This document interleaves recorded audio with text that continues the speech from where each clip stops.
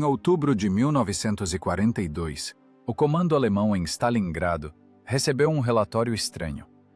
O grupo de assalto da Wehrmacht, confiante num avanço fácil até o Volga, esbarrou numa barreira invisível.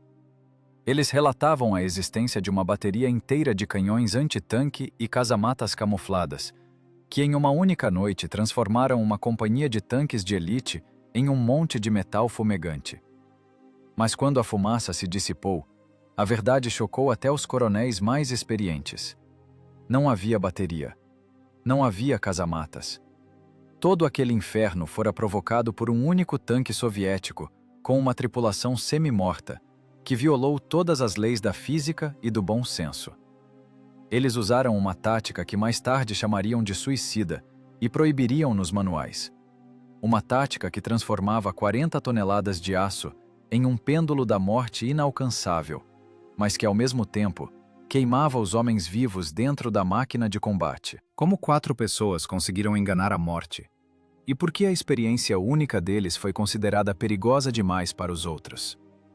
Conheça a história da tripulação que se tornou um fantasma. Outubro de 1942, Stalingrado, região da fábrica Outubro Vermelho. A terra aqui não apenas tremia, ela se comportava como um líquido. A cada 15 segundos, um ataque de artilharia redesenhava a paisagem, transformando as paredes robustas dos galpões em cascalho, e o cascalho em uma poeira cinzenta e sufocante. O ar no abrigo do comandante de batalhão Gromov era denso como mingau.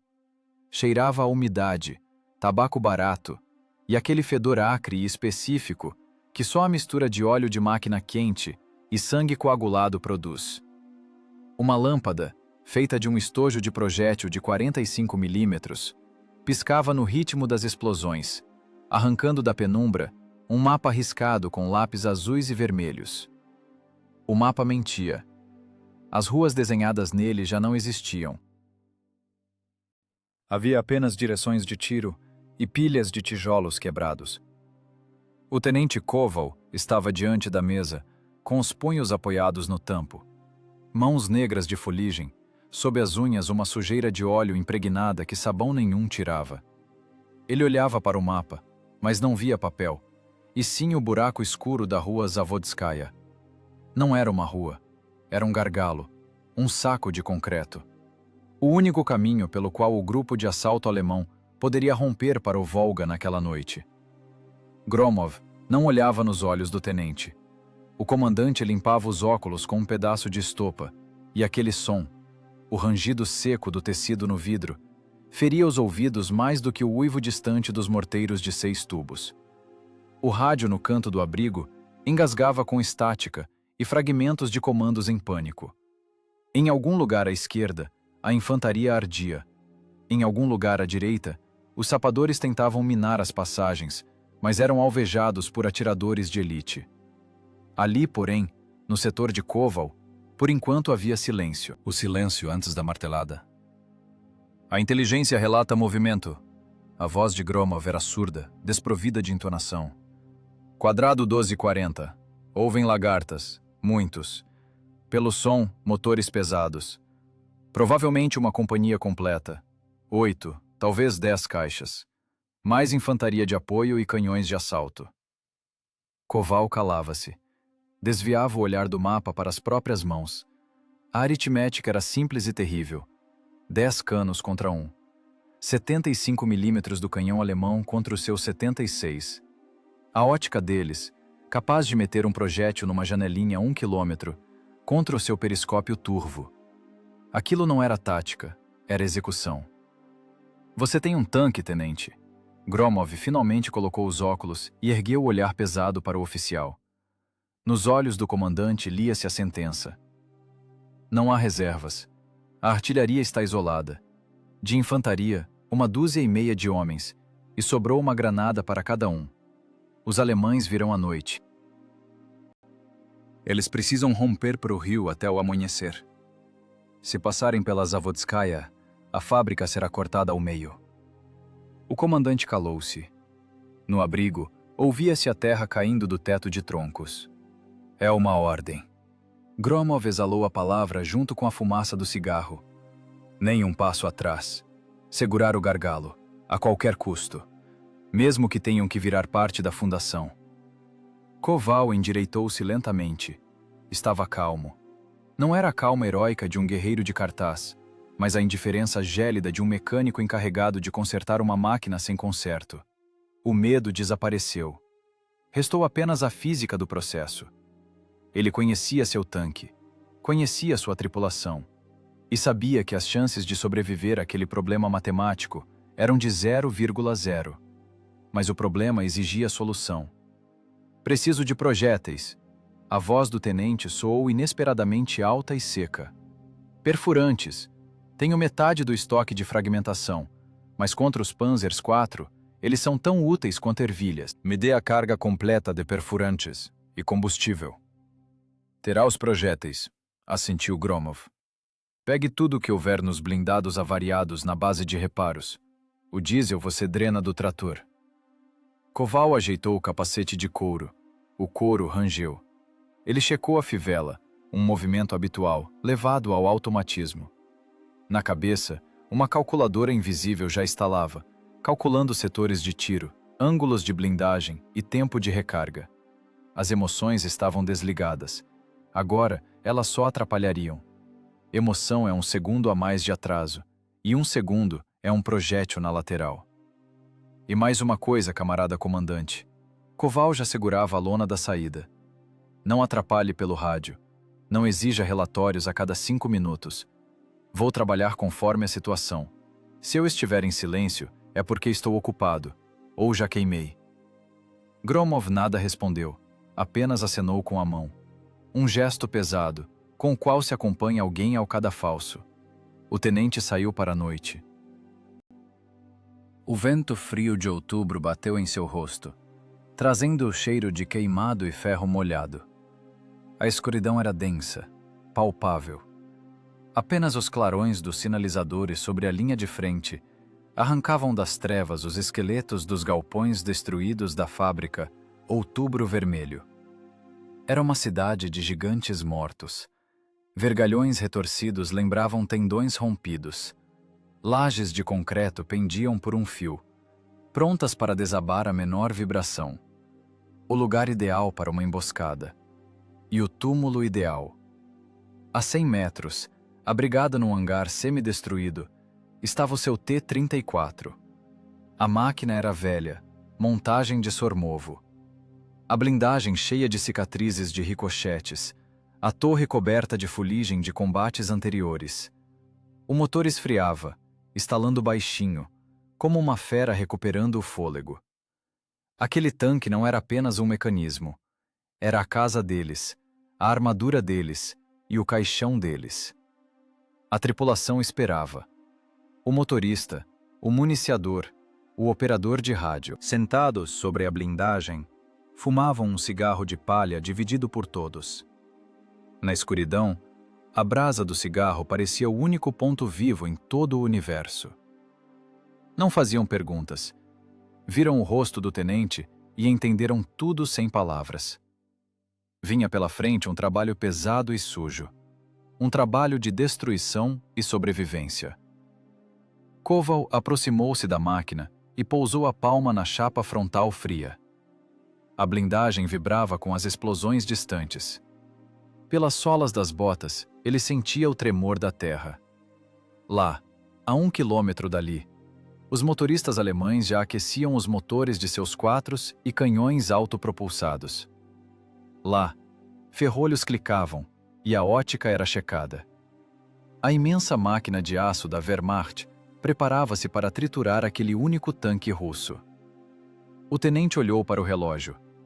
Os ponteiros fosforescentes mostravam pouco depois das 2 da manhã. Não restava tempo para reflexão, nem para medo. À frente via apenas a noite, as ruínas e a necessidade de transformar 40 toneladas de ferro em um pêndulo letal. Aos postos, comandou ele em voz baixa. O som das escotilhas se fechando soou como o ferrolho de um fuzil. Um tanque contra uma armada.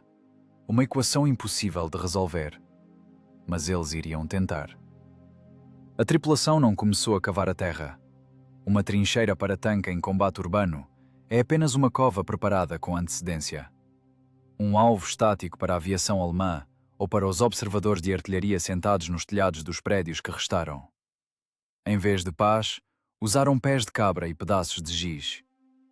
O tenente Koval transformou as ruínas do setor de triagem em um campo de treinamento.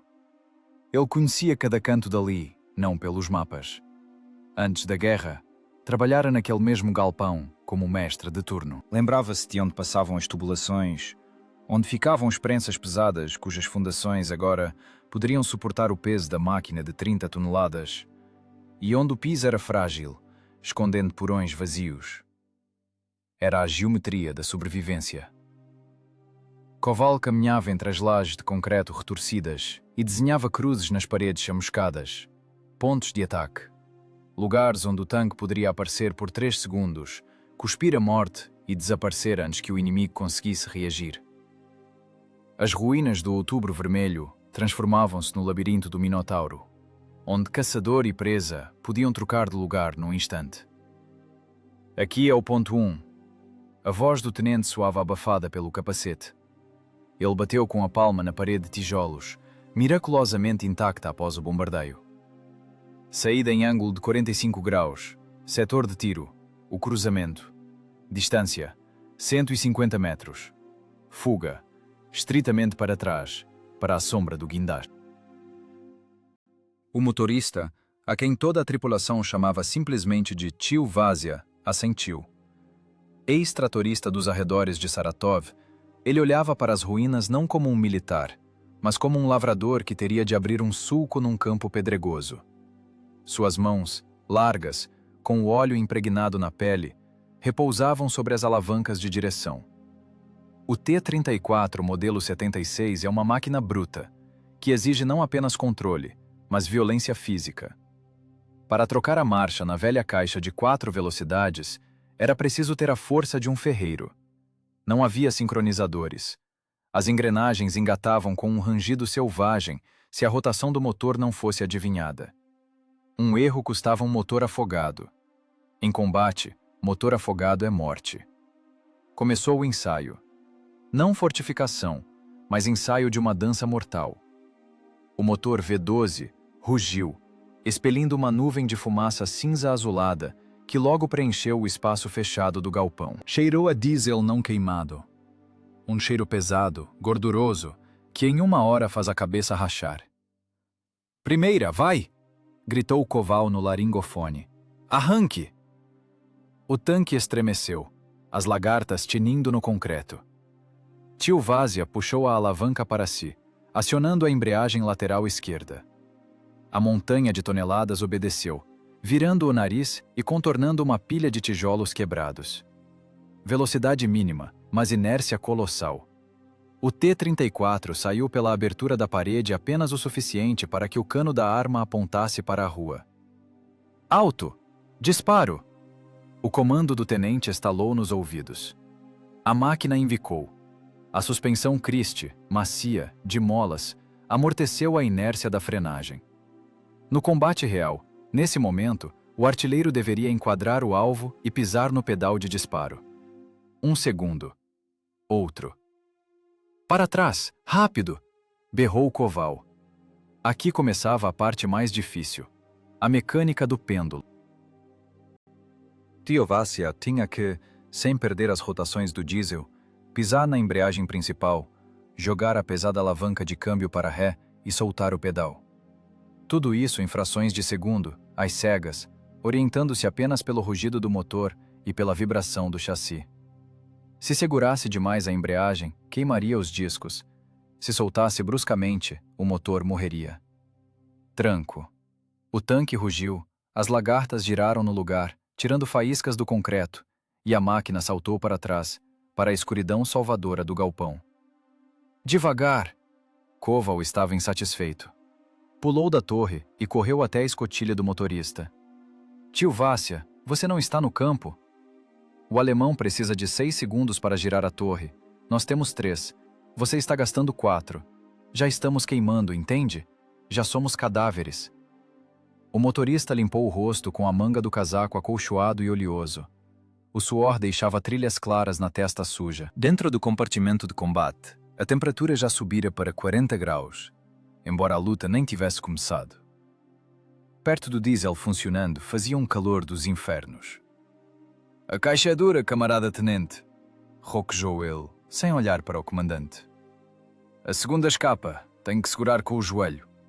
E a ré só entra na base do palavrão." "Então xingue", cortou Koval. "Xingue, mas engate. Aperta as fricções. Reduz a folga das alavancas ao mínimo. O tanque tem que reagir ao pensamento, não ao movimento. De novo, posição inicial. Novamente o rugido do motor. Novamente o arranque. Frente, alto, trás. Frente, alto, trás. O tanque se debatia no saco de pedra como uma fera enjaulada. O chiado de metal contra concreto era tanto que tapava os ouvidos. O municiador Piotr, um rapaz jovem de ombros largos, treinava a sacar os projéteis do suporte.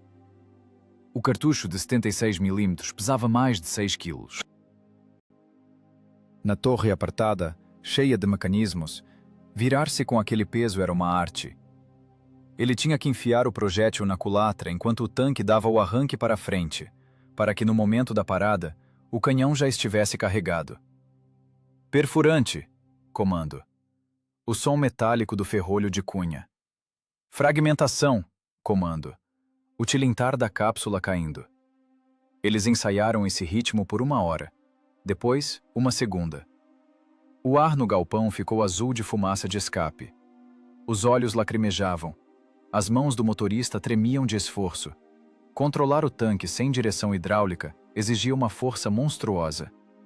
Cada movimento da alavanca era uma carga de 20 quilos. Em um único treino, o motorista perdia uns 2 quilos de peso. Mas tio Vásia já não errava. Começou a sentir a máquina na pele. Ouvia as engrenagens pedindo a troca. Sentia o momento de acoplamento dos discos de embreagem pela sola da bota. O tanque deixou de ser um amontoado de ferro. Tornava-se um exoesqueleto, uma extensão do sistema nervoso deles. Koval conferiu novamente as marcações. 3 posições principais, 2 reservas. As rotas de fuga limpas de entulho grande. A lagarta não podia soltar num tijolo no momento crítico. Os setores se cobriam mutuamente. Era uma armadilha.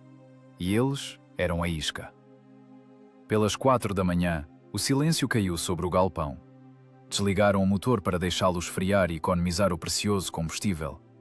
Ouvia-se apenas o metal estalando ao esfriar e a respiração pesada dos homens. Estavam sentados no chão, com as costas apoiadas nas rodas aquecidas. Os braços zumbiam, a cabeça tinia, mas o medo se fora. A memória muscular o expulsara. O corpo sabia o que fazer. O tenente olhou para o rombo na parede. A escuridão lá fora ficara mais densa. Logo amanheceria. Mas antes do amanhecer, viria o momento mais terrível. A hora em que os panzers atacariam. Koval sabia. Os alemães são meticulosos. Eles viriam no horário. E então, a geometria que ele traçara naquele galpão destruído colidiria com a força bruta do aço Krupp. Uma equação com uma incógnita teria que ser resolvida na próxima meia hora. "Checar os periscópios", disse ele baixo. "Limpar com estopa até ficar seco. A poeira é nossa inimiga. Se eu não vir o clarão, vocês não terão tempo de puxar a alavanca. Nenhum slogan, nenhuma palavra sobre a pátria, apenas a limpeza da ótica e a tensão das lagartas. Era tudo o que importava, 5 minutos antes do inferno. 2 da manhã, o momento em que o organismo humano está na fase mais profunda do sono, quando a reação cai ao mínimo crítico e a vontade de resistir se dissolve no cansaço. Mas para o aço e o óleo, não existe hora do dia. Primeiro vem o som, um zumbido baixo e vibrante que faz o reboco cair das abóbadas intactas do galpão. Não é o rugido áspero do diesel soviético V12. É o ronco grave e confiante dos motores a gasolina Maybach. Os alemães vêm aí. Não vêm sorrateiros. Não se escondem. Pela rua Zavodskaya deslizam os feixes dos faróis Notek. O blackout é condicional. Frestas estreitas de luz arrancam da escuridão pilhas de tijolos quebrados e trilhos retorcidos. Eles estão confiantes. A inteligência informou que o setor está limpo, que a defesa russa ali é apenas um bando de infantes assustados com fuzis Mosin. Koval olha pelo periscópio da cúpula do comandante. O vidro está turvo, arranhado, mas ele vê as silhuetas. O tanque líder é um PZK-PFW-4 com canhão de cano longo, torre quadrada, blindagem extra nas laterais. Atrás dele, o segundo, o terceiro. Rastejam em coluna, lado a lado, preenchendo o gargalo estreito da rua. A distância diminui com uma rapidez assustadora. 300 metros. 200.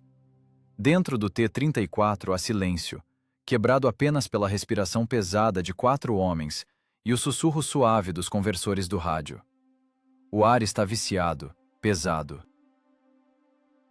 O motorista, Tio Vassia, está curvado sobre as alavancas. Seus pés pressionam os pedais com tanta força que os músculos das coxas ficam duros como pedra. Ele não vê o inimigo. Seus olhos são a voz do tenente. Seu mundo se estreitou à fresta de visão, onde se vê apenas a parede cinza do galpão diante do nariz da máquina. 150, sussurra Koval. Ele não sente medo, apenas um frio na barriga e a boca seca. A adrenalina bate na cabeça, aguçando os sentidos ao limite. Ele ouve o tinir das lagartas alemãs no calçamento. Ouve os comandantes alemães conversando, com os corpos para fora das escotilhas. Estão perto demais. Já não é um duelo de artilharia. É uma briga de faca numa cabine telefônica. 100. A voz do tenente endurece. O municiador Piotr congelou, abraçando a culatra do canhão para não se machucar no solavanco. O projétil já está no cano. Perfurante de cabeça romba com ponta balística. BR-350B. 6 quilos de aço fundido e explosivo, prontos para converter energia cinética em calor e morte. 50 metros. Os alemães estão bem na frente do rombo na parede. Eles expõem nas laterais. O alvo perfeito. Mas não se pode atirar parado. O clarão revelará a posição, e 1 segundo depois, a salva de resposta transformará o galpão em uma vala comum. É preciso sair, bater e sumir, violar as leis da física. Curta! O comando explode o silêncio. Tio Vassia solta a embreagem. O tanque salta para frente, como se tivesse levado um chute de uma bota gigante na traseira. O motor uiva, ganhando rotações instantaneamente, sem hesitação. As lagartas chiam, mordendo o chão de concreto. Toneladas de metal arrancam do lugar. 1 segundo. O nariz do tanque aparece no buraco. Segundo. A torre entra na linha de fogo. Koval já não olha no periscópio. Está colado à mira. A cruz filar pousa exatamente sob a torre do alemão líder, onde atrás da blindagem fina estão os depósitos de munição. 3 segundo. O tanque embica bruscamente. Os freios guincham. É o momento da verdade. Enquanto a suspensão amortece as oscilações, enquanto o corpo do tanque ainda treme, o tenente pisa no pedal de disparo. Tiro. No espaço fechado da rua, o som do impacto do canhão de 76 mm não é sentido pelos ouvidos, mas por todo o corpo. É um golpe de onda de ar que tira o fôlego. A chama da boca do cano ilumina a rua mais forte que o sol. O projétil vence os 50 metros mais rápido do que o artilheiro alemão consegue piscar. Impacto. Chuva de faíscas. O perfurante atravessa a lateral do 4 como papelão. Dentro do tanque alemão acontece o inferno. A detonação da munição arranca a torre de várias toneladas e a lança para o ar, como a tampa de uma panela fervendo. Uma coluna de fogo irrompe das escotilhas, iluminando a rua com uma luz pálida e mortal. Para trás!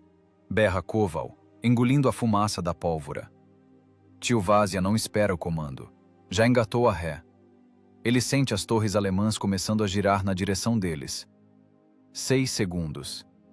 Eles têm 6 segundos até que a hidráulica e os comandos manuais do inimigo apontem os canos para o clarão. O T-34 ruge, recuando para a escuridão do galpão. As lagartas patinam no pó de tijolo, mas agarram. Puxada para trás. A máquina desaparece no buraco tão subitamente quanto apareceu. A escuridão se fecha. Lá fora começa o caos.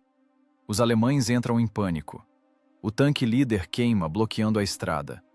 As outras máquinas tentam dar ré, colidem, quebram a formação. Os artilheiros giram febrilmente os volantes, procurando o alvo. Feuer! Gritam no rádio alemão. O estrondo dos disparos se funde num zumbido contínuo. Traçantes e projéteis mordem a parede de tijolos do galpão, onde, um segundo antes, estava o tanque russo. O tijolo vira pó. O concreto voa como estilhaços. Os projéteis rasgam o vazio. Não há ninguém lá. Dentro do galpão, o T-34 está atrás de uma coluna de sustentação grossa, a 10 metros do ponto de disparo. A tripulação puxa o ar com sofreguidão. No compartimento de combate, há uma névoa azulada. O ventilador não dá conta. Os olhos ardem. Carregar!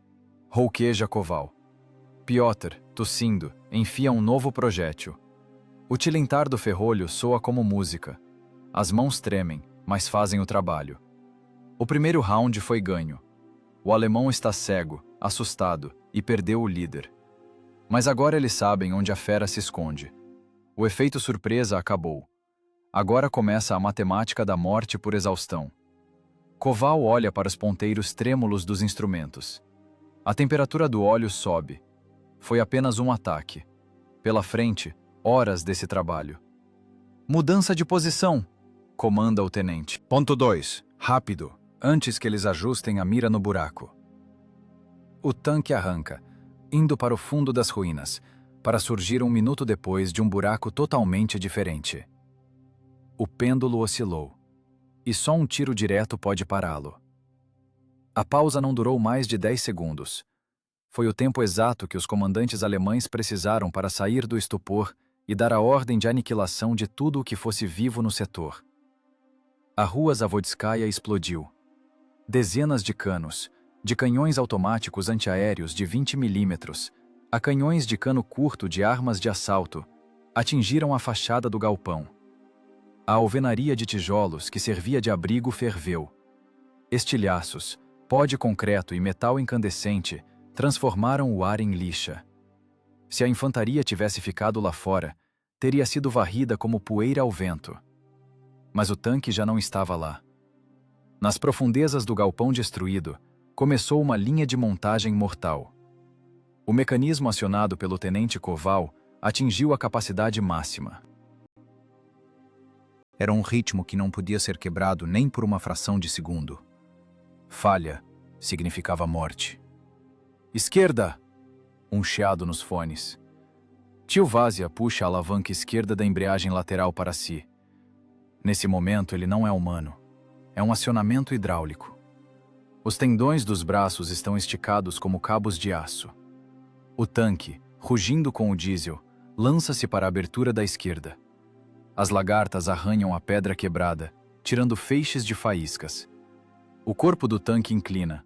A suspensão geme sob o peso da máquina, mas aguenta. Saída para a luz. A parede cinza dá lugar ao negrume da noite, riscado por traçantes. Koval nem procura os pontos fracos. A uma distância de 100 metros, o projétil de 76 milímetros atravessa a blindagem frontal do PZ-4 de lado a lado. Aqui não é necessária a precisão de atirador de elite, mas a velocidade de reação de uma cobra. Silhueta na mira. O alemão gira a torre, mas seu cano aponta mais para a direita, de onde veio o primeiro tiro. Ele está atrasado. Nessa equação, ele será sempre o segundo. Fogo. O tanque estremece com todo o corpo. O recuo do canhão ejeta com estrépito a cápsula fumegante no chão do compartimento de combate. Ela tine ao bater no metal, e esse som se afoga no rugido do motor. Para trás! Acelera! O T-34 salta de volta para a sombra, e exatamente um segundo depois, no lugar onde estava sua torre, um projétil alemão se choca, levantando uma fonte de pó de tijolo. Errou. O pêndulo oscilou para a esquerda. Agora deve oscilar para a direita. Dentro da torre reina um aperto infernal. O municiador Piotr trabalha como um autômato cujo fusível de segurança foi quebrado. Projétil. Peso. Mais de 6 quilos. Ele o arranca do suporte, gira no espaço estreito, batendo os cotovelos na culatra, e o empurra para o cano. O som do ferrolho de cunha fechando é o único metrônomo que conta o tempo de vida deles. As mãos de Piotr já estão em sangue. As bordas afiadas do suporte de munição, rebarbas nas cápsulas, batidas no metal. A pele arrebenta, mas ele não sente dor. O sangue se mistura com o óleo nos projéteis, tornando-os escorregadios. Não pode deixar cair. Se cair, quebra o ritmo. Se quebrar o ritmo, morre queimado. Direita! Fragmentação! Grita Koval. Agora o alvo é a infantaria, que tenta se infiltrar junto às paredes do galpão sob a cobertura da blindagem. O motorista trabalha com pernas e braços no ritmo de um pianista louco. Pisar na embreagem principal, um esforço de 25 quilos. Trocar a marcha, um tranco com o corpo todo. Apertar a fricção, soltar o freio. Acelerador. Tio Vásia está sufocando. A temperatura no compartimento do motorista passou dos 50 graus. O suor inunda os olhos, ácido, salgado, arde tanto que não se vê nada, mas não há tempo de limpar o rosto. As mãos estão ocupadas com as alavancas. Ele guia o tanque de ouvido, pela vibração, pelas mudanças sutis na voz do motor. Ele sabe. Se hesitar na troca, a caixa vai roncar. As engrenagens não vão engatar, e o tanque vai parar. Tanque parado é tanque morto. Saída pela direita. O tanque pula de trás de um monte de escombros. Os alemães os esperam à esquerda. Atiram onde houve o clarão um minuto atrás. Mas a morte vem pelo flanco. Fogo! O projétil de fragmentação explode no meio de um grupo de soldados com submetralhadoras correndo ao longo da parede. O clarão da explosão varre as sombras. Um blindado de transporte alemão, tentando passar despercebido no meio da confusão, recebe estilhaços na lateral e inflama como uma tocha de gasolina. Para trás! E novamente o arranque para a escuridão. A onda de choque da salva de resposta alemã bate na blindagem frontal, mas são apenas raspões, ricochetes. O tanque já se foi. Dentro do compartimento de combate, acumulam-se gases de pólvora. O ventilador no teto da torre zumbi, mas não consegue puxar aquele smog denso e acre. Os homens tossem, sentem náuseas, nos templos bate o martelo da hipóxia. O monóxido de carbono, o assassino silencioso dos tanquistas, já está ali, infiltrando-se no sangue, retardando as reações. Mas a adrenalina ainda é mais forte que o veneno. Koval não olha para a tripulação. Ele não tem esse direito. Ele é o cérebro dessa máquina, soldado à ótica da mira. Perfurante! Pronto! Rouqueja Piotr. Ponto 3. Avançar! É um carrossel. Uma linha de montagem de destruição. Saída. Golpe. Recuo. Mudança de posição. Saída. Golpe. Recuo. As cápsulas no chão rolam sob os pés. Tinem, atrapalham, queimam os tornozelos. Piotr chuta-as para o lado, abrindo espaço para trabalhar. O motorista xinga entre dentes, implorando à caixa de câmbio que não falhe, que não se desfaça com as cargas de impactos selvagens. As fricções fumegam. O cheiro de ferodo queimado, o material especial das pastilhas, torna-se insuportável. Parece que o ferro vai simplesmente derreter agora, escorrer pelo concreto numa poça incandescente. Mas o ferro aguenta. O aço soviético, bruto, pesado, forjado na retaguarda por mulheres e adolescentes, suporta regimes extremos. A transmissão uiva, mas puxa. O motor aquece. O ponteiro da temperatura da água entrou na zona vermelha, mas continua entregando 500 cavalos de força. Os alemães estão em pânico. Não entendem quantos tanques russos têm pela frente. 1? 3? Uma bateria? Os tiros soam de pontos diferentes, com intervalos diferentes. Eles veem apenas a chama da boca do cano, que os pica da escuridão e desaparece imediatamente. Eles atiram no vazio, triturando tijolos, mas não conseguem pegar aquele fantasma. "Mais!" berra Koval. "Não durmam! Ritmo! Ritmo!"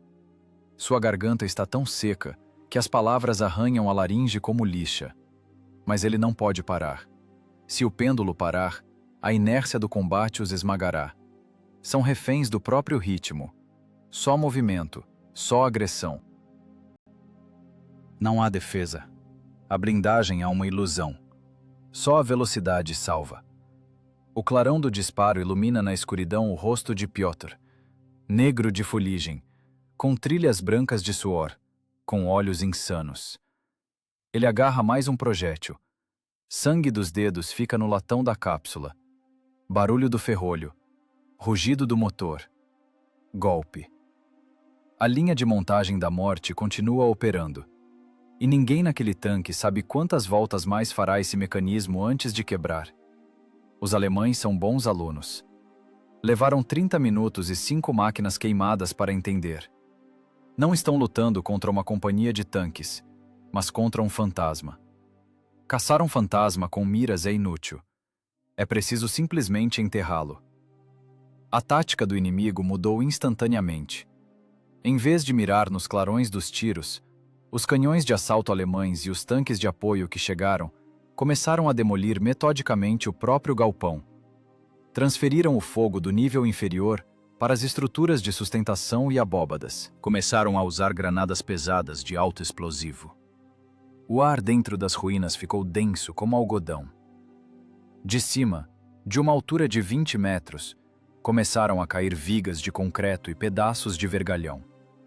O estrondo era tal que deixou de ser percebido pelos ouvidos. Simplesmente batia na caixa torácica, descompassando o coração. As rotas de fuga, que Koval limpou e decorou com tanto cuidado, desapareciam.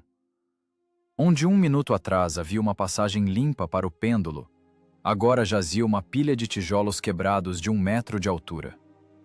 "Para trás! Esquerda!" O grito de Koval afundou no estalo da explosão. Um projétil atingiu a parede logo acima do buraco de onde o nariz do T-34 acabava de sair. A parede de tijolos explodiu em estilhaços. No compartimento do motorista aconteceu o que todo condutor temia. Um pedaço de tijolo, ricocheteando na proteção blindada, voou para dentro da escotilha entreaberta. Mantinham-na aberta 1 palmo para ventilação, caso contrário sufocariam. O impacto acertou o tio Vásia na testa, logo acima da sobrancelha. A pele se abriu, e um sangue grosso e escuro inundou os olhos instantaneamente. O tanque deu um tranco e parou. O motor rugiu em marcha lenta, perdendo segundos preciosos. "Vásia!" berrou o tenente, chutando o encosto do banco do motorista. O motorista não respondeu. Não largou as alavancas. Com uma mão, arrancou o pano oleoso do pescoço, esfregando sangue e sujeira no rosto, tentando ver alguma coisa. Mas uma cortina vermelha cobria seus olhos. A dor era surda, atordoante, mas em algum lugar no subcórtex, naquela parte do cérebro responsável pela sobrevivência, o programa continuava rodando. Ele estava cego, mas ele lembrava. Suas mãos encontraram sozinhas a alavanca de câmbio. As pernas, vivendo uma vida separada da consciência, pisaram na embreagem. O tanque, rugindo como uma fera ferida, arrancou para trás, passando às cegas por cima de montes de lixo.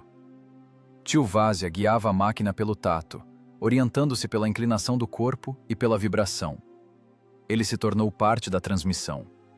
O sangue pingava nas alavancas, tornando-as escorregadias, mas os dedos agarravam o metal com força mortal. Dentro do compartimento de combate, começou um inferno térmico. O sistema de resfriamento do motor V12 trabalhava no limite.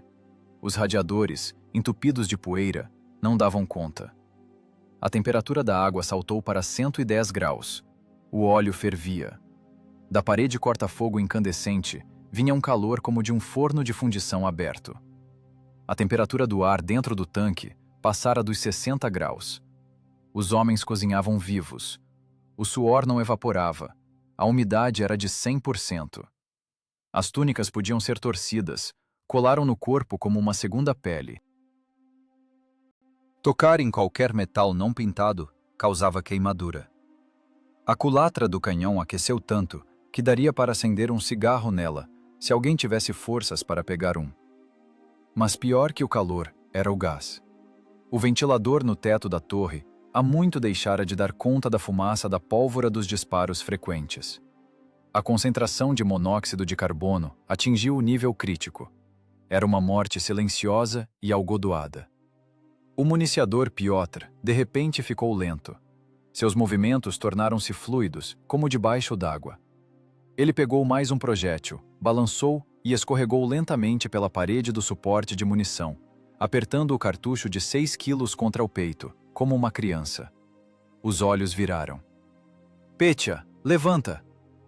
Koval virou-se e chutou o ombro do municiador com a bota, com crueldade, com força. Não houve dor, os receptores estavam entorpecidos, mas o golpe tirou o rapaz do desmaio. Piotr sacudiu a cabeça, puxando o ar envenenado pela boca. O olhar focou na culatra. O reflexo funcionou mais rápido que o pensamento. Ele levantou, cambaleando, e enfia o projétil no cano. O som do ferrolho. Esse som era a única coisa que os mantinha conscientes. Golpe, tiro, recuo. O tanque virou uma câmara de gás. O artilheiro radiooperador embaixo, encolhido junto à metralhadora, vomitava bile nos próprios pés, mas continuava trocando os discos de munição. O organismo falhava, os pulmões ardiam, o coração batia a 180 por minuto, tentando bombear o sangue grosso da desidratação. E a máquina gritava. As fricções queimavam, no sentido literal da palavra. As pastilhas fumegavam, enchendo o tanque com um fedor acre e adocicado que fazia os olhos lacrimejarem. A embreagem principal patinava. A cada arrancada brusca o motor uivava, ganhando rotação, mas o tanque reagia com atraso, como se estivesse atolado num pântano. O óleo da transmissão perdeu a viscosidade e virou água. As engrenagens trabalhavam no seco, com um guincho metálico prenunciando o travamento. "Vamos lá, querida, vamos lá", sussurrava tio Vásia com os lábios rachados, implorando as 40 toneladas de ferro para não morrerem. Ele não via para onde ia. Apenas puxava as alavancas, obedecendo aos comandos do tenente, que soavam no fone como a voz de um deus. "Direita! Acelera!" O T-34 bateu a lateral numa coluna. Faíscas. Rangido. Os elos da lagarta rasparam no concreto, arrancando pedaços do chão. A máquina inclinou, quase capotando, mas se manteve. Eles já não eram humanos. Eram um apêndice biomecânico do canhão. Não restavam pensamentos. Não restava medo. Apenas o ritmo. Carregar, mirar, atirar, recuar. Perder a consciência por um segundo durante o recuo. Acordar com o impacto na parede. Repetir. Koval olhou para o indicador de munição. Restavam 12 perfurantes e 5 de fragmentação. Isso bastaria para mais 10 minutos de combate, ou para a eternidade. Lá fora o mundo desmoronava. A fábrica virava migalhas, e dentro da caixa de aço incandescente, em semidelírio, na fumaça e no fedor, 4 homens continuavam sua dança mortal, violando todas as leis da fisiologia e da mecânica. A máquina morria junto com eles, mas enquanto o virabrequim girasse, eles eram imortais. O amanhecer sobre Stalingrado não chegava. Ele se infiltrava através da densa cortina de fumaça e poeira, como água suja através de uma atadura. A luz era cinza, mortiça, sem cores. Às 6 da manhã, a artilharia silenciou subitamente. Primeiro calaram-se os morteiros alemães, depois os canhões de 45 milímetros soviéticos nos flancos pararam de responder. O silêncio bateu nos ouvidos mais forte que o estrondo. Não era o silêncio da paz, mas o vácuo após uma onda de choque. Nos ouvidos do tenente Koval havia um zumbido contínuo e fino. Os capilares rompidos nos tímpanos pelas mudanças de pressão davam sinal. Ele abriu as pálpebras com dificuldade. Os cílios estavam colados de fuligem. Koval empurrou a pesada escotilha da cúpula do comandante, travada pelo impacto de um estilhaço. O metal cedeu com um rangido longo, parecido com um gemido. O tenente colocou-se para fora até os ombros. O ar frio da manhã queimou os pulmões cheios de monóxido de carbono, provocando um ataque de tosse. Ele limpou os olhos lacrimejantes com a luva suja e olhou para a rua Zavodskaya. O que se abriu ao seu olhar não lembrava um campo de batalha, mas um ferro velho criado por um gigante louco. Num trecho de 200 metros, espremidos entre as ruínas dos galpões, fumegavam 11 máquinas. A aritmética do turno da noite estava escrita em fumaça preta no céu cinza. 8 tanques alemães PZ-4 e 3 blindados de transporte Hanomag ficaram para sempre naquele saco de concreto. Eles estavam em posições antinaturais. O tanque líder, aquele que recebeu o primeiro tiro, virou uma pilha de ferro queimado. Sua torre jazia a 10 metros do chassi, meio enterrada numa cratera. O cano do canhão enterrava-se no chão, como se tentasse encontrar salvação ali. As rodas derreteram, a borracha queimou, deixando os aros de metal nus. Logo atrás dele, com a frente enfiada na parede, congelou o segundo tanque. Em sua lateral havia um buraco preciso, quase cirúrgico, de 76 milímetros de diâmetro. Ao redor do rombo, o metal ficou branco pela temperatura do impacto. Das escotilhas abertas ainda saía um fiozinho de fumaça. Tudo queimara lá dentro. Munição, fiação, tripulação. O terceiro tanque estava atravessado na rua. Tinha a lagarta arrebentada. O T-34 o acertara na suspensão com um explosivo e depois, imobilizado, o finalizara na lateral. A fita de elos escorrera como uma cobra para o calçamento, expondo a roda motriz. Os blindados de transporte sofreram mais. A blindagem fina não aguentou as explosões próximas dos projéteis de alto explosivo. Seus cascos foram abertos como latas de conserva, as laterais viradas para fora pela onda de choque. Dentro, uma mistura de equipamento queimado e corpos humanos. Um pouco mais longe, na névoa, adivinhavam-se as silhuetas de mais algumas máquinas. Os alemães não se atreveram a ir além. Os tanques pesados, que vinham na segunda onda, recuaram. O comando alemão, a julgar pelas interceptações, estava certo de ter encontrado uma defesa escalonada. Relatavam ao quartel-general sobre uma bateria de canhões antitanque e casamatas camufladas nas ruínas da fábrica. Nem lhes passava pela cabeça que toda aquela coluna fora triturada por um único tanque, correndo pelo galpão como um louco. O medo do desconhecido parou a armada onde uma divisão de infantaria não teria conseguido. Koval desviou o olhar para sua máquina. O T-34 estava atrás de uma parede de tijolos semi-destruída, quase se fundindo com ela na cor. O tanque estava irreconhecível. A tinta verde protetora 4B o desaparecera. Queimara, descascara, cobrira-se de uma camada de fuligem preta e gordurosa e pó de tijolo. Agora era o Sormovit preto. A chapa do motor estava entulhada de pedaços de reboco e vidro quebrado. Os paralamas arrancados. A lagarta esquerda brilhava com um lascado recente. Um ricochete passara de raspão, por milagre não quebrando o pino do elo. O cano da arma estava preto, coberto de fuligem até a base. A tinta nele estufara em bolhas pelo superaquecimento. A máquina respirava calor. Mesmo agora, 1 hora após o combate, da blindagem emanavam ondas de calor que distorciam o ar. O metal esfriava, emitindo sons parecidos com o tic-tac de um relógio. Clique, clique. Era o aço superaquecido se contraindo, voltando ao estado normal. Ao redor do tanque, a terra estava arada. As marcas das lagartas sobrepunham-se centenas de vezes, formando um padrão complexo e caótico. Era o cardiograma do combate. Curvas bruscas, valas profundas de derrapagem na arrancada, longos sulcos de arrasto na frenagem. Visto de cima, Parecia que algum monstro mecânico tinha rodopiado ali numa valsa insana. Na blindagem, bem na escotilha do motorista, uma crosta escura secava. Era o sangue do tio Vásia, expelido da ferida a cada solavanco. Misturara-se com a poeira e o óleo, tornando-se parte da camuflagem. Nenhum triunfo, nenhuma alegria de vitória. Apenas um peso de chumbo na nuca e gosto de amargura na boca. Koval olhava para a obra de suas mãos sem emoção. Foi um trabalho cumprido. Um trabalho sujo e pesado de reciclagem de técnica inimiga. 8 caixas, 3 blindados, uma centena de soldados inimigos. E 4 mortos-vivos numa caixa de ferro no meio das ruínas.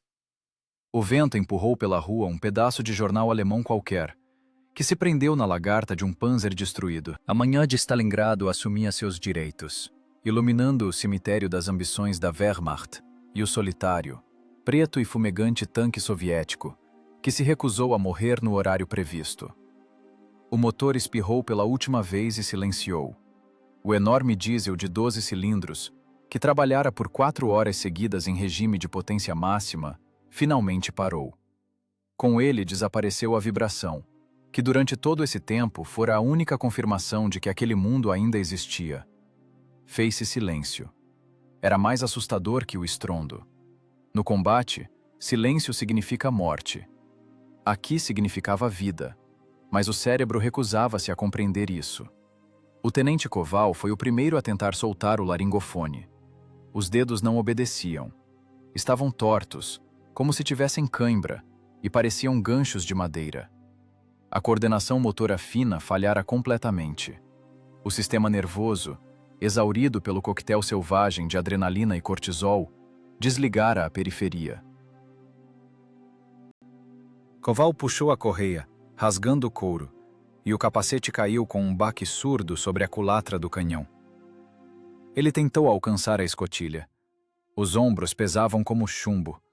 Cada movimento exigia um esforço de vontade comparável a levantar peso. Ele se espremia para fora da torre centímetro a centímetro. O ar fresco, frio, úmido, com gosto de água do Volga, bateu nas narinas não como salvação, mas como amônia. O excesso de oxigênio fez a cabeça girar.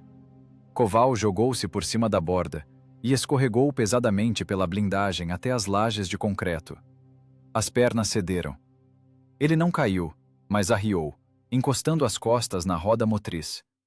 A blindagem estava quente, quase queimando, mas esse calor agora era a única coisa que o ligava à realidade.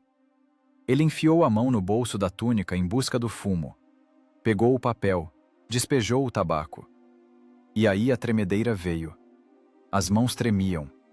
Não era tremor de medo, era o tremor de alguém que levou um choque elétrico de alta tensão. Um tremor amplo. O tabaco caiu nos joelhos. O papel rasgou. Koval olhou abobalhado para as próprias mãos, como se pertencessem a um estranho. Tentou de novo. Inútil. Os dedos dançavam sua própria dança, continuando a apertar botões invisíveis de disparo e girar volantes de mira. Tem fósforo? A voz soou como o estalo de um galho seco. A própria voz lhe pareceu alheia. Ninguém respondeu. Da escotilha do motorista ninguém saía. Tio Vásia ficou lá dentro. Lá embaixo, no compartimento de direção, era o lugar mais apertado e quente. Ele estava sentado, recostado no encosto rígido do banco, olhando para as alavancas. Seu rosto era uma máscara de sangue coagulado e óleo. A ferida na testa parara de sangrar, fechada por uma crosta preta, mas os olhos estavam inflamados de suor e tensão. Ele não saía. Ele acariciava as alavancas. Suas palmas largas e calejadas, feridas até o sangue no metal, deslizavam lentamente pelos manetes das embreagens polidos até brilhar. Ele os tocava com ternura, como se toca uma criança doente. Sentia o metal esfriando lentamente sob seus dedos. Desculpe, mãezinha. Sussurrava apenas com os lábios. Desculpe, querida. Eu te forcei. Arranquei suas tripas. O motorista pedia desculpas à máquina pela violência, pelos golpes de engrenagem que ela aguentou, pelo óleo superaquecido, pelas fricções queimadas. Para ele, O T-34 naquelas horas não fora um conjunto de mecanismos, mas um ser vivo que morria para salvar suas vidas. Ele acariciava o painel, limpando com o dedo a poeira do vidro do tacômetro. Sabia que a transmissão tinha acabado, que o motor provavelmente fundiria na próxima partida. O tanque dera tudo o que tinha. O recurso, calculado para 200 horas, queimou em uma noite. Da torre, como um saco de areia, rolou o municiador Piotr. Caiu de 4 e vomitou na hora. O estômago estava vazio, saía apenas bile e muco. O organismo livrava-se das toxinas do monóxido de carbono. Piotr tossia, cuspindo saliva preta. Seus pulmões estavam entupidos de fumaça de pólvora. Ele estava deitado no concreto frio, com a bochecha colada no chão, e engolia o ar com avidez, mas não conseguia se saciar. O artilheiro radiooperador, o mais jovem deles, estava sentado na lagarta olhando para um ponto fixo. Nos olhos dele não havia nada. Vazio. As pupilas dilatadas, o olhar desfocado. Ele não via o pátio da fábrica cheio de cadáveres inimigos, mas uma fita infinita de traçantes de metralhadora sumindo na escuridão. Sua pálpebra tremia. Nenhum triunfo. Nada de gritos de urra. Nada de abraços. O cinema mente. A verdadeira vitória num combate desses parece uma catástrofe. As pessoas que voltam do outro mundo não se alegram. Estão vazias. Por dentro, um deserto queimado. As emoções queimaram junto com o diesel. Restou apenas um cansaço de chumbo, que esmaga contra o chão. E o cheiro. O cheiro era monstruoso. Não cheirava apenas a pólvora queimada e ferro superaquecido. Cheirava a carne assada. Um cheiro adocicado e nauseante vindo dos tanques alemães destruídos. Cheirava a fezes humanas. Em combate, o organismo muitas vezes não controla os esfíncteres, e isso não é vergonha, é fisiologia. Cheirava a vômito e sangue velho. Esse cheiro impregnava a roupa, o cabelo, a pele. Parecia que tinha entrado na própria alma, e seria impossível se limpar dele. Koval finalmente desistiu de enrolar o cigarro. Apenas amassou o papel e jogou no concreto. Ergueu os olhos para sua máquina. A carcaça preta e chamuscada, da qual ainda emanava calor. Ela estava parada no meio das ruínas, como um monumento a si mesma. Ao redor, 8 Panzers destruídos. 8 tripulações que ainda ontem escreviam cartas para casa, comiam, riam. Agora eram apenas carvão. O tenente olhou para o relógio. O vidro estava quebrado, mas o mecanismo tic-taqueava. 6 horas e 30 minutos da manhã. O combate durou 4 horas e meia. 4 horas e meia de equilíbrio contínuo no fio da navalha. Pela estatística, a vida de um tanque em combate urbano é de 3 ataques ou 9 minutos. Eles viveram uma eternidade. Tio Vazia finalmente saiu da escotilha. Desceu pesado, arrastando os pés como um velho.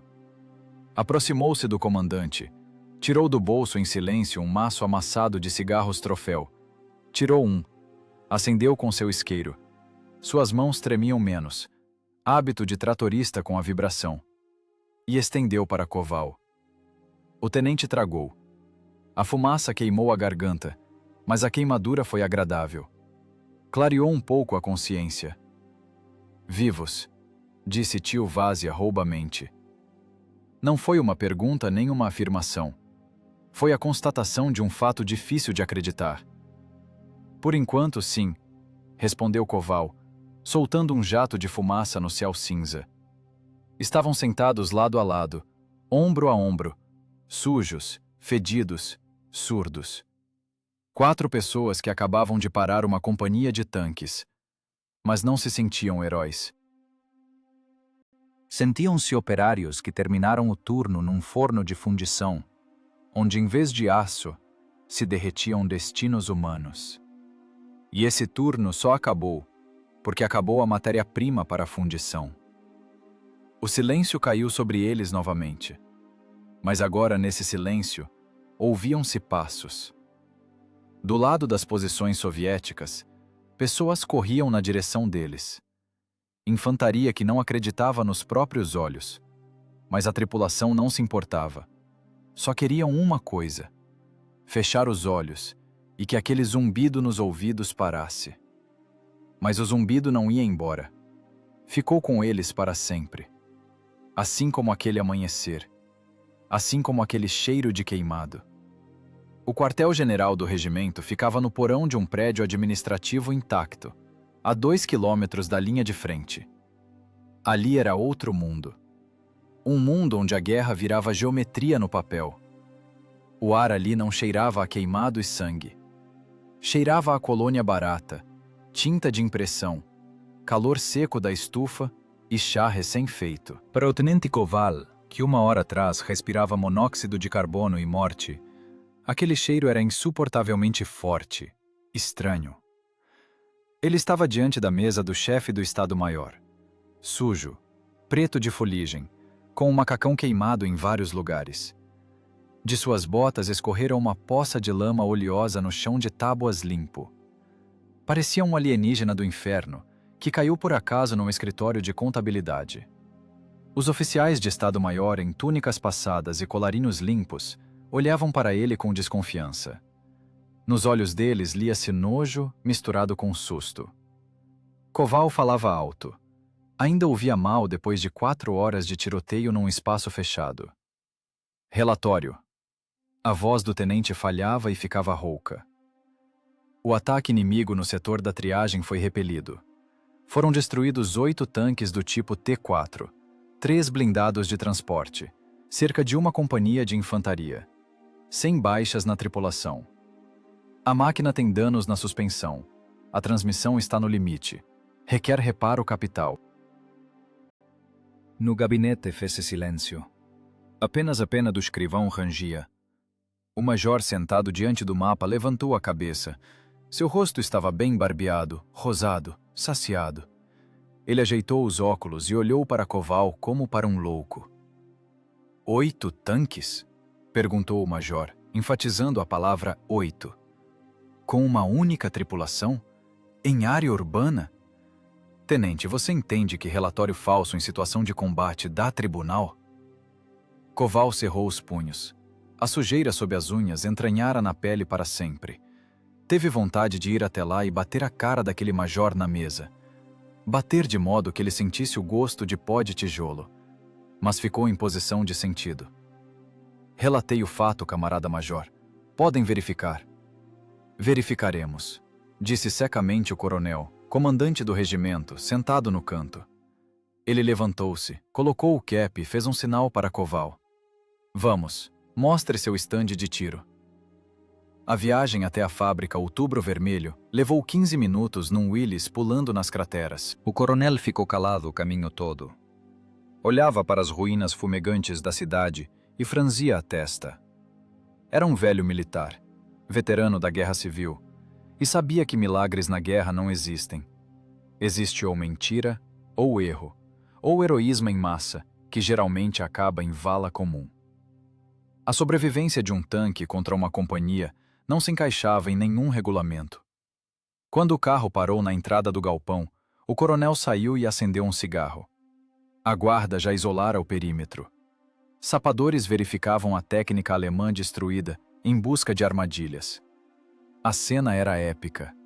Um cemitério de aço da Wehrmacht.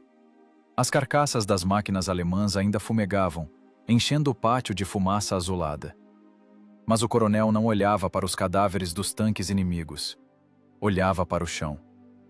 Todo o pátio diante do galpão, todas as entradas e saídas das ruínas, estavam riscados pelas lagartas. A terra fora transformada em mingau, mas naquele caos percebia-se um sistema assustador. As marcas dos trilhos se sobrepunham, formando um padrão geométrico complexo. Não era apenas direção. Era o cardiograma da loucura. Marcas bruscas, em ângulo agudo, de giros no próprio eixo, onde o tanque forçava as embreagens, girando sobre uma lagarta. Valas profundas das esteiras nos pontos de arranque, onde o diesel uivava no limite, tirando 40 toneladas do lugar numa fração de segundo. Marcas longas de derrapagem na frenagem. O coronel agachou-se e passou o dedo pelo rastro da lagarta no concreto. A pedra estava raspada, esmigalhada em pó. Veja isso. disse baixo ao major que se aproximou e que agora parecia pálido e perdido. Veja essa trama. Isso não é dirigir. Isso é um pêndulo. Ele se levantou e foi até o T-34 de Koval. O tanque estava na sombra, esfriando. O coronel colocou a mão na transmissão final. Estava quente.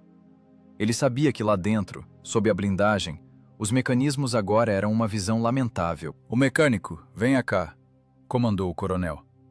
Tio Vásia saiu da escotilha, limpando as mãos com estopa. Não ficou em posição de sentido. Não tinha forças. Apenas ficou parado olhando para a chefia, com os olhos cansados de quem sabe o preço de cada parafuso naquela máquina. Como você não estourou a caixa, pai? Perguntou o coronel, olhando para as marcas no chão. Aqui tem troca de marcha a cada 3 segundos. Arranque, pare, ré. Nossas embreagens queimam na marcha. E aqui, como? Com dupla debreagem, camarada coronel, rouquejou o motorista. E acelerando no vazio. Apertei a embreagem principal até o talo antes do combate, para não patinar. É pesado, claro, dá cãibra na perna, mas a máquina pula. Se saíssemos devagar, teríamos queimado. O coronel balançou a cabeça, deu a volta no tanque, examinou os rombos nas máquinas alemãs. Tudo limpo. Tiros perfurantes nas laterais, sob as torres. Trabalho de mestre. Isso não está no regulamento, disse ele finalmente, virando-se para Koval. Sua voz era firme, mas a dureza de chefe desaparecera. O regulamento de combate das tropas blindadas prescreve atirar de paradas curtas ou em movimento, mas como parte de uma unidade. O que vocês fizeram foi coisa de guerrilheiro. Vocês acabaram com a vida útil do motor, queimaram as cintas de freio. Pelas regras, eu deveria mandar vocês para a prisão por tratamento bárbaro com o equipamento confiado. O major atrás dele assentiu, pronto para anotar a ordem. Mas o coronel fez uma pausa, olhando para as 8 caixas alemãs queimadas. Os vencedores não são julgados. Ele pegou a cigarreira, tirou um cigarro Casbeck e estendeu para Koval. Era o gesto de reconhecimento máximo. Um oficial de Estado-Maior oferecendo fogo a um tenente de trincheira sujo. Anote, major, disse por cima do ombro. Recomendar a tripulação para condecorações. O tanque para reparo, com prioridade máxima. E chame o chefe de treinamento de combate da divisão. Que ele veja esses rastros. Antes que a chuva lave. Koval pegou o cigarro. Suas mãos ainda tremiam, mas menos. Ele observava os oficiais andando pelas ruínas, medindo distâncias com passos, desenhando algo em seus blocos. Tentavam digitalizar a façanha. Transformar o moedor de carne do combate noturno em linhas secas de relatório. Desenhavam esquemas, setas, setores. Mas Koval sabia. Eles nunca entenderiam o principal. No papel, aquele combate parecia uma obra-prima tática. Na realidade, foi uma briga suja, suada e terrível num porão escuro, onde sobreviveu não quem era mais esperto, mas quem bateu mais rápido com um soco inglês. Camarada coronel, chamou ele o comandante, que já ia para o carro. Não levem o tanque por muito tempo. Estamos acostumados com ele. Não haverá outro igual. Esse tem caráter. O coronel virou-se, sorriu sob o bigode e assentiu. Terá seu tanque, tenente. Vamos dar um jeito e devolver. Descanse. Você trabalhou por uma bateria inteira hoje. O Willis partiu, levantando poeira. Koval ficou parado junto à sua máquina. Olhava para a terra revirada pelas lagartas. Os oficiais foram escrever relatórios. O fronte de papel aceitou a vitória, digeriu-a e arquivou-a na pasta Processo Número. Mas ali, no chão, restou apenas o aço retorcido e o cheiro da morte, que não se coloca em nenhuma folha de premiação. A verdade estava ali, naqueles sulcos profundos no concreto, e não nas setas vermelhas no mapa do major. 2 semanas depois, o tenente Koval foi retirado da linha de frente. A ordem era estranha, não se encaixava na lógica do moedor de carne. Transmitir experiência. Na retaguarda, Num campo de treinamento encharcado pelas chuvas de novembro, onde a lama batia no joelho e sugava as botas com um som de chupar, reuniram os reforços. 20 jovens tenentes, recém-saídos da escola, e meia centena de motoristas, muitos dos quais só tinham visto um tanque em fotos nos livros. Koval deveria ensiná-los a sobreviver, ensiná-los a dançar aquele mesmo pêndulo que salvou sua vida nas ruínas do Outubro Vermelho. Mas a pedagogia não funcionou desde a primeira hora. "Embreagem!" berrava Koval, cobrindo o rugido do motor. "Não solta! Acompanha! Você não está num trator, está num caixão!" O T-34 de treino estremeceu em convulsões e morreu. O motorista, um rapaz de tupete de uns 19 anos, apareceu culpado na escotilha. Seu rosto estava vermelho de esforço e vergonha. Ele tinha medo da máquina. Para ele, 40 toneladas de ferro eram um monstro incontrolável, com vida própria e maligna. Koval pulou da blindagem para a lama, sentindo uma raiva fria ferver por dentro. Foi até a lateral e socou-o para a lama. "Você é um cadáver", disse calmamente ao rapaz. Enquanto eu procurava a segunda marcha, já te queimaram. O artilheiro alemão não vai esperar você lembrar onde fica o câmbio. Ele tentava explicar o ritmo, desenhava esquemas na blindagem molhada com giz, explicava a física do arranque, como usar a inércia do recuo para engatar a primeira, como pegar o momento em que o tanque paira antes da mudança de direção. Falava de segundos como se fossem pedras preciosas. 3 segundos para o tiro, martelava ele para os tenentes, em pé num círculo sob a chuva gelada. Saiu, bateu, saiu. Se demorar no 4º segundo, escreva o testamento. Eles assentiam, eles se esforçavam, mas quando sentavam nas alavancas, a magia desaparecia. Começava uma luta bruta e violenta com os mecanismos. Os tanques rugiam, expelindo fumaça preta. Os novatos queimavam as embreagens principais tentando arrancar de soco, como Koval exigia. Eles não sentiam a máquina. Não tinham aquela conexão neural com a transmissão que só se desenvolve com o medo da morte. Em vez de um bote fluido e mortal, saía um tranco desajeitado. O tanque saía do abrigo muito devagar, expondo a lateral ao tiro imaginário. Os artilheiros não conseguiam enquadrar o alvo no chassi balançando. Os municiadores caíam, derrubados pela frenagem brusca. Era uma catástrofe. O que a tripulação de Koval fazia por reflexo, naqueles garotos parecia uma tentativa de tocar uma sinfonia complexa sem saber as notas. Na tarde do 3º dia, o engenheiro do regimento, um engenheiro militar idoso de 2ª classe, chegou ao campo. Ficou muito tempo observando enquanto mais um aluno estuprava a caixa de câmbio, tentando engatar a ré sem parar totalmente os eixos. O rangido das engrenagens era de doer os dentes. "Pare", disse o engenheiro baixo, mas com autoridade. Koval virou-se. Estava preto de fuligem, bravo e mais cansado do que após o combate noturno. "Tenente." O engenheiro aproximou-se, olhando para o compartimento do motor fumegante da máquina de treino. O que você está fazendo? "Ensinando a guerrear?" retrucou Koval. "Ensinando a não serem alvos." "Você está ensinando a quebrar o material?" cortou o engenheiro duramente. "Em 3 dias você inutilizou a embreagem de 2 máquinas. Na terceira, a transmissão lateral foi para o espaço.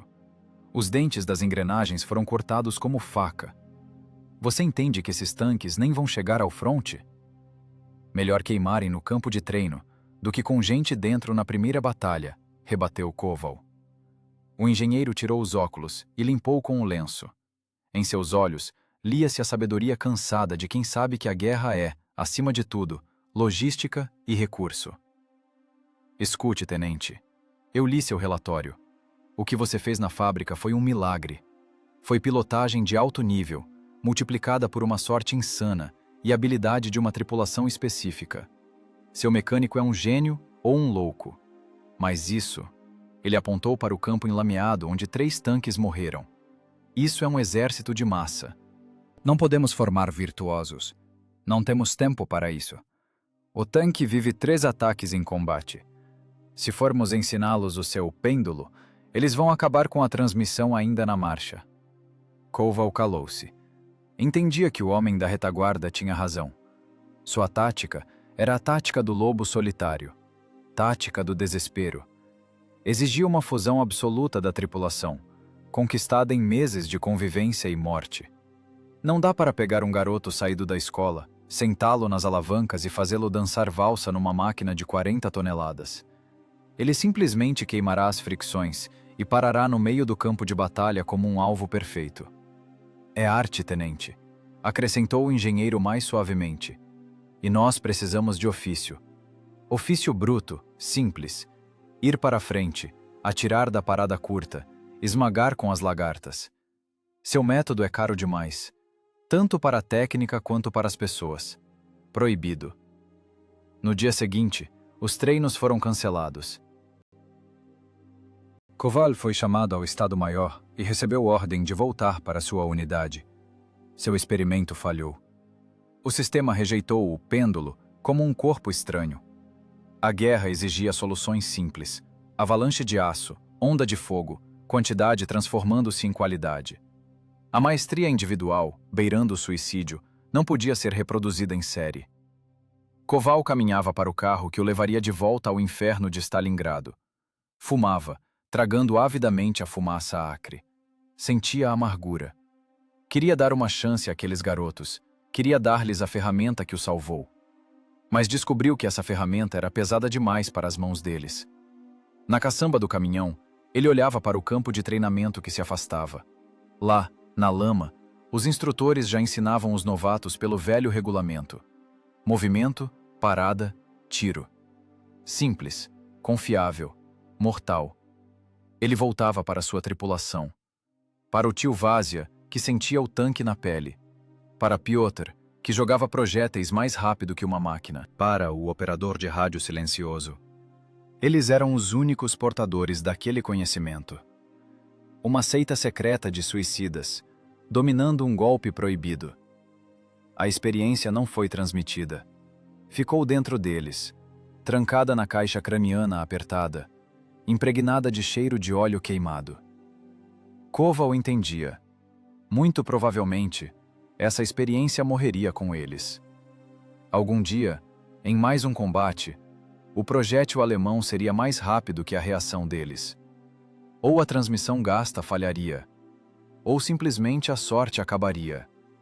E então, o segredo do pêndulo de tanque viraria uma linha no arquivo. Caiu como herói. Mas enquanto estivessem vivos, eles dançariam.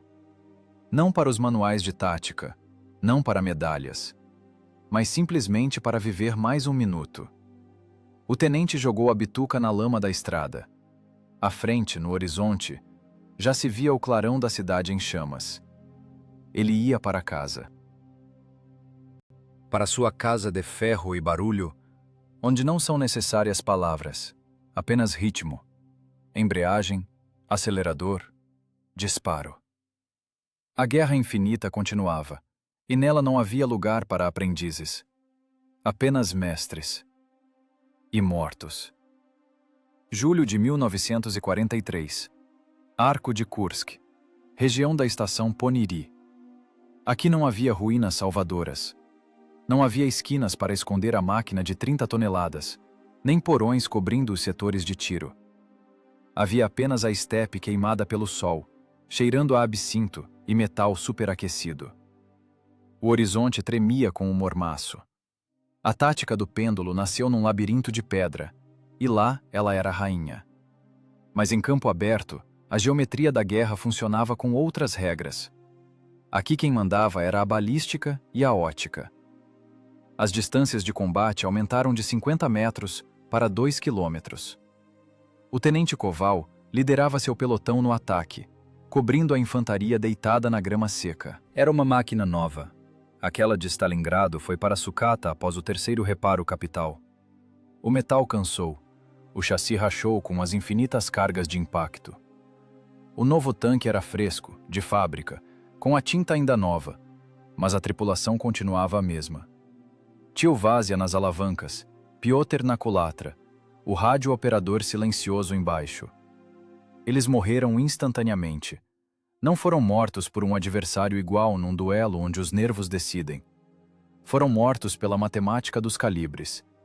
Um Tiger alemão, a uma distância de 1,5 km, parado numa trincheira, simplesmente usou a vantagem do seu canhão de 88 mm. O artilheiro da Wehrmacht via o T-34 na ótica Zeiss como na palma da mão. Koval, em sua mira turva, via apenas uma faixa cinza no horizonte. Não houve dança nenhuma. Tio Vásia nem teve tempo de puxar a alavanca para começar a manobra. O projétil perfurante atingiu a parte frontal, atravessou como papel e causou a detonação da munição. A torre foi arrancada e jogada a 10 metros. A explosão foi tal que da tripulação não restaram nem as placas de identificação. O fogo devorou tudo: carne, documentos, cartas de casa. Em 3 minutos, da temível unidade de combate restou apenas um esqueleto preto e fumegante, um das centenas iguais, espalhados pela estepe russa. Eles desapareceram tão rápido quanto a pólvora queima na cápsula. Nos relatórios do Estado-Maior, a morte deles foi marcada com uma linha. A tripulação do tenente Koval não retornou do combate ao cumprir a tarefa de apoio ao batalhão de fuzileiros. Nenhum detalhe. A guerra é estatística. Na escala da batalha, onde participavam milhares de tanques de ambos os lados, a perda de uma tripulação, mesmo que única, era erro estatístico. O segredo do pêndulo mortal foi embora com eles. Após a guerra, historiadores militares e metodologistas da Academia de Tropas Blindadas analisaram a experiência dos combates urbanos em Stalingrado. Peneiraram toneladas de relatórios, buscaram padrões. A tática de Koval caiu nas mãos deles, na forma daquele relatório do coronel que viu as marcas das lagartas na fábrica Outubro Vermelho. Mas não entrou nos regulamentos. Complexo demais, perigoso demais, dependente demais da habilidade individual do motorista, impossível de formar em condições de recrutamento em massa. No Manual de Tática de 1946, apareceu apenas um parágrafo curto, uma nota seca em letras miúdas. Em condições de densa área urbana, admite-se o uso de manobras rítmicas para sair do fogo inimigo. Ver anexo 4. O nome do autor do método não foi mencionado. O sobrenome Koval dissolveu-se na poeira dos arquivos, como milhares de outros sobrenomes. Passaram-se décadas. Volgogrado, Mamayev Kurgan. A enorme pátria-mãe de concreto perfura com a espada o céu baixo do outono. O vento do Volga sopra sempre aqui, atravessando a alma, arrancando lágrimas até de quem desaprendeu a chorar. No sopé do monumento, apoiado numa bengala, está um velho. Seu paletó pesa com as fitas de condecorações, mas ele se mantém ereto. Ao lado dele, um menino de uns 10 anos olha para o fogo eterno com os olhos arregalados. O velho não é tanquista. Ele era mecânico naquele mesmo regimento.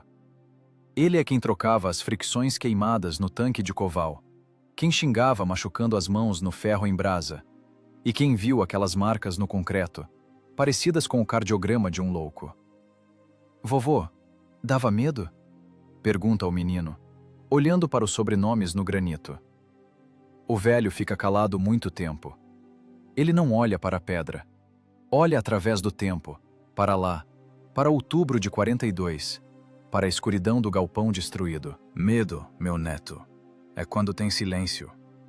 A voz do velho range como uma dobradiça sem óleo. Mas quando se trabalha, não dá medo. Ele aponta com a bengala para algum lugar na direção da região da fábrica Outubro Vermelho, agora mal visível atrás dos novos quarteirões residenciais. Lá embaixo tinha um tanque, diz ele baixo. A gente chamava de Sormovite preto. Ele era preto não de tinta, mas de fuligem. Queimou 3 vezes, mas não se rendeu. Tinha gente de ferro dentro dele. O menino ouve, prendendo a respiração. Eles não só guerreavam, continua o velho. Eles dançavam. Imagine uma valsa, só que em vez de música, estrondo de explosões, e em vez de taco, tijolo quebrado. Frente e trás, frente e trás. Os alemães enlouqueciam. Achavam que tinham um exército inteiro lá. E era um tenente, um tratorista e mais 2 rapazes. E o que aconteceu com eles? Pergunta o neto. Foram embora, responde o veterano simplesmente. Foram para o céu, como fumaça. Em Kursk. Mas aquela dança... Até hoje ouço as lagartas deles rangendo. A terra lembrou. O vento pega as palavras dele e as leva para o rio. Nomes podem se apagar. O papel nos arquivos amarela e vira pó. O ferro enferruja e vira parte do solo. Mas a energia da façanha não desaparece sem deixar rastro. Ela fica na geometria das ruas reconstruídas, no silêncio dos pátios pacíficos que cresceram no lugar das ruínas. Aquele T-34 solitário, girando seu pêndulo mortal no saco de pedra, ganhou não apenas um combate, ganhou tempo. Aquelas mesmas horas e minutos que faltaram à Wehrmacht para jogar os defensores no Volga. A tripulação do tenente Koval tornou-se o grão de areia que travou a enorme engrenagem da morte. O velho coloca a mão no granito frio do muro da memória. Sob sua palma, a pedra áspera esquenta. Eles não morreram, diz ele firme. Enquanto uma pessoa lembrar como uma máquina parou uma centena, eles estão vivos. O mecanismo funciona enquanto houver faísca. E eles foram essa faísca. Lá embaixo, pelo Volga, passa um navio branco. A vida continua. Mas fundo sob a terra, sob camadas de asfalto e concreto, a argila de Stalingrado ainda guarda em si os fragmentos daquela noite. Metal rasgado, balas de chumbo e a memória do ritmo alucinante. Embreagem, acelerador, tiro. O ritmo que se tornou o batimento cardíaco da vitória.